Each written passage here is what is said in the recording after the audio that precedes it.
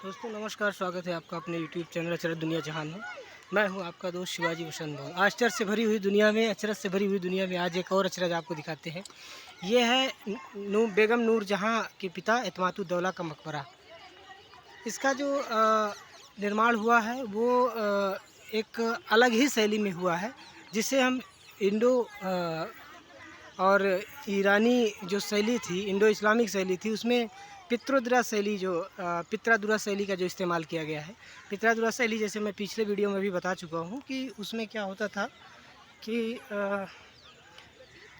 कीमती आभूषणों का जो है कीमती पत्थरों के साथ जड़ाऊ काम किया जाता था। ऊपर आप देख सकते हैं कि इसमें सोने के भी कुछ जड़ाऊ सोने भी जड़े गए हैं इसमें, जो पीले कलर का दिख रहा है। ये नूरजहाँ बेगम ने अपने पिता की स्मृति में एतमादुद्दौला में यमुना के किनारे, पीछे भी यमुना है, मैं आपको दिखाऊंगा अभी।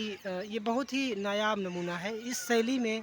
जो ये शैली थी मिडिल ईस्ट की, इसमें पहली बिल्डिंग है ये, जो पूरी तरीके से ये पित्रादुरा शैली पर जो है निर्धारित है। ये पहला स्ट्रक्चर था। इसके सामने भी मुग़ल काल में जितने भी बिल्डिंग्स होती थी, जो मुख्य द्वार होता था उसके सामने एक फाउंटेन, फव्वारा लगा। ये भी एक फव्वारा है, कभी इसमें भी पानी ऊपर जाता रहा होगा। और ये बिल्डिंग मैं आपको नज़दीक से दिखा दूं कि कीमती पत्थरों के साथ साथ आभूषणों को भी इसमें जड़ा गया है।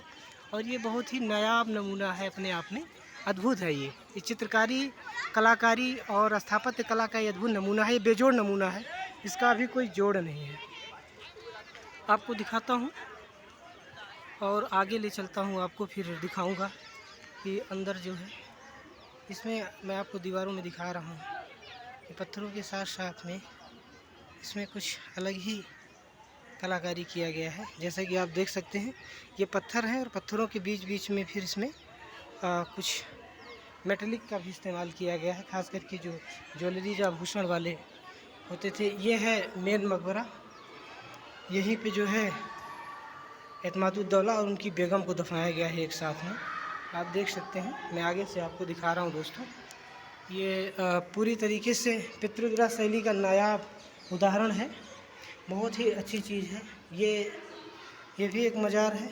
इसके आगे चलते हैं, आपको दिखाते हैं कि ये ऊपर की छत तो काफ़ी टूट गई है। और ये जो आप देख सकते हैं पेंटिंग किस तरीके से उस ज़माने में ये उकेरा गया था, और ये कितनी खूबसूरत पेंटिंग बनाई गई थी।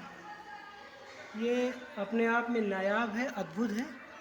और जो एक शैली है मुग़ल काल में, पित्रादुरा शैली, ये है एतमादुद्दौला और उनकी बेगम का मकबरा। एतमादुद्दौला और उनकी बेगम का ये मकबरा है, और इसे ही पित्रादुरा शैली में उकेरा गया था। ये पहली बिल्डिंग थी। यहाँ पे रोशनी नहीं है, जितना मेरे कैमरे में शूट हो पा रहा, मैं शूट कर रहा हूँ। तो यहाँ पे आप देख सकते हैं कि कीमती पत्थरों के साथ में आभूषणों का जड़ाऊ काम हुआ था। और एक विशेष पेंटिंग, जो इस तरीके की पेंटिंग्स आपको देखने को मिलेगी, कुछ इस तरीके के फूल आपको देखने को मिलेंगे, जो उस ज़माने की अद्भुत चित्रकारी हुआ करती थी, वो आपको देखने को मिलेगी दोस्तों। और ये एतमादुद्दौला और उनकी पत्नी है नूरजहाँ बेगम की माँ, जिन्होंने गुलाब से इत्र निकालने की जो विधि, जो तरकीब ढूंढी थी। मुझे लगता है ये महिला की मज़ार है और वो पुरुष की मज़ार होगी, जहाँ तक मैं समझ पा रहा हूँ। मेरी अगर समझ में कोई त्रुटि होगी तो उसके लिए मैं माफ़ी चाहता हूँ। इसी तरीके से आगे भी तमाम झरोखे और छतों पर भी बहुत अच्छी पेंटिंग की गई थी, लेकिन कि अब समय काफ़ी हो गया है, इसलिए इसकी देख रेख का अभाव होने के कारण ये जो है जीर्ण शीर्ण अवस्था में है। बाहर से अच्छा दिखता है, लेकिन कि अंदर से बहुत अभी ये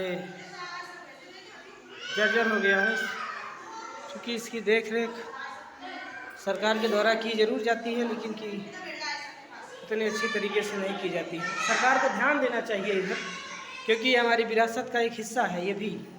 और ये जो शैली है, जिसमें पित्रादुरा शैली जिसका इस्तेमाल किया गया था, इतिहासकार अपने तमाम जितने भी मैंने मध्यकालीन के इतिहासकारों को पढ़ा, सतीश चंद्रा जी ने भी अपनी किताब में वर्णन किया है, कई इतिहासकारों ने किया है।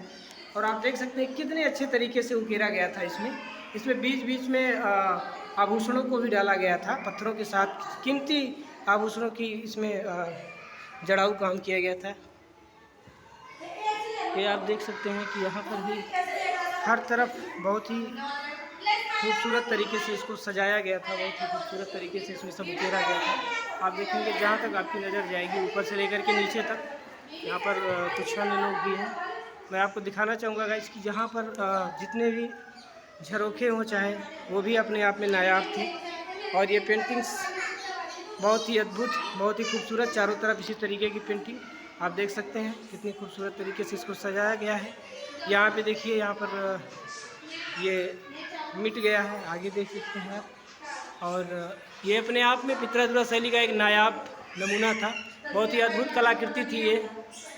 और जब इसको बनाया गया था तो ये बहुत ही खूबसूरत थी। मुझे लगता है एशिया में ऐसी स्थापत्य कला का एक अलग ही नमूना था ये, आप देख सकते हैं। आगे फिर दिखाते हैं, एक मजार और बनी हुई है। इसमें इत्मादुद्दौला के परिवार का मुझे लगता है कि उनके परिवार से संबंधित लोगों की मज़ारें इसमें बनाई गई हैं।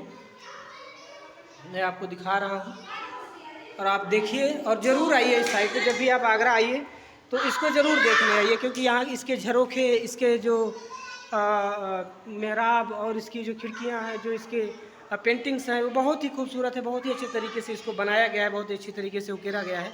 तो मेरा निवेदन है कि अगर आप आगरा घूमने आते हैं तो आप ज़रूर आइए यहाँ पर। और इत्मादुद्दौला का मकबरा देखिए, ये चूँकि इंडो ईरानी स्थापत्य कला का बहुत ही नायाब नमूना है, आप इसको देख सकते हैं। मैं बाहर से भी आपको दिखाने का प्रयास कर रहा हूँ।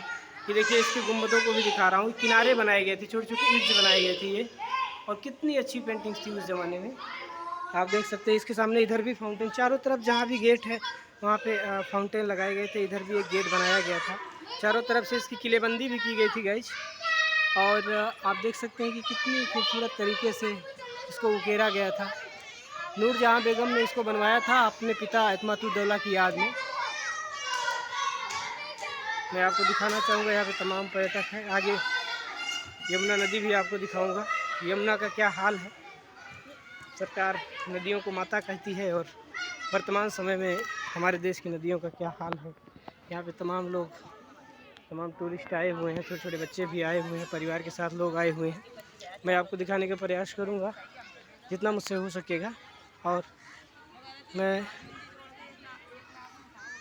यहाँ से फिर से इस बिल्डिंग को आपको दिखाना चाहूँगा हर तरफ से गाइस, जितना मुझसे हो सकता है कि ये जो है बहुत ही नायाब नमूना है उस शैली का जिसका जन्म हुआ था। उसके बाद ही पित्रादुरा शैली का इस्तेमाल मुग़ल काल के अलग अलग बिल्डिंगों में किया गया है।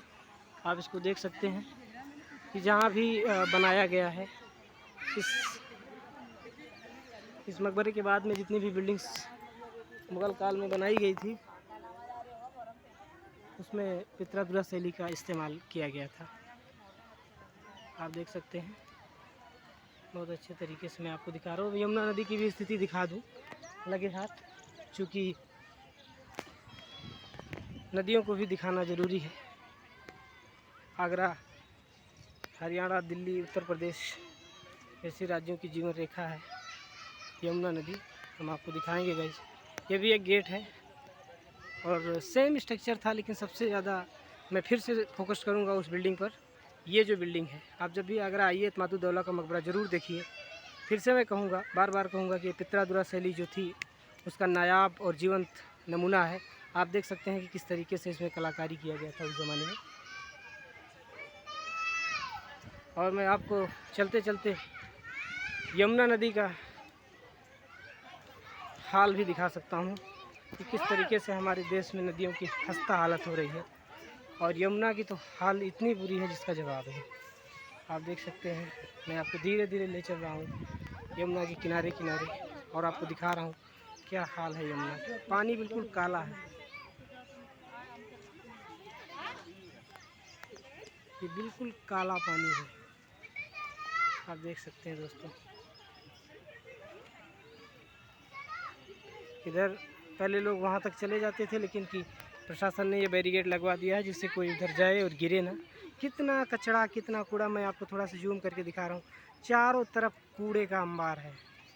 स्वच्छ भारत मिशन की बात की जाती है, करोड़ों अरबों रुपए खर्चा किया जाता है, नदियों को माता कहा जाता है, लेकिन आप देख सकते हैं गाइस कितना कचरा, कितना कूड़ा चारों तरफ। आप देख सकते हैं यमुना की ये हाल है। आगरा से मैं रिपोर्टिंग कर रहा हूँ यहाँ पे, और इत्मादुद्दौला मकबरे के पीछे आया हूँ और आप देख सकते हैं कितनी बुरी हालात है नदियों का। सो गाइस आज की वीडियो में इतना ही, मिलते हैं फिर किसी वीडियो में, तब तक के लिए नमस्कार। आप स्वस्थ रहें, मस्त रहें, देखते रहें